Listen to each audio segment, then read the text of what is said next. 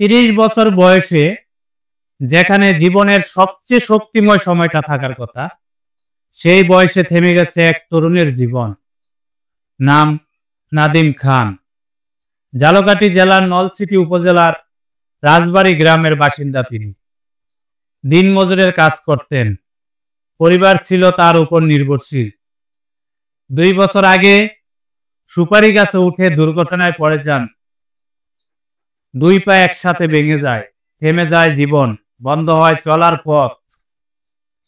এলাকার সহানুভূতিশীল মানুষের সাহায্যে ঢাকা পর্যন্ত চিকিৎসা হয়েছে।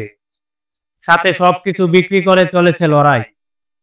কিন্তু এখন আর কিছুই নেই, শুধু আছে এক চিলতে ঘর আর ক্ষুধার্ত পরিবার। একটি ছেলে, একটি মেয়ে, আর অসহায় স্ত্রী ও বৃদ্ধ মা বাবা।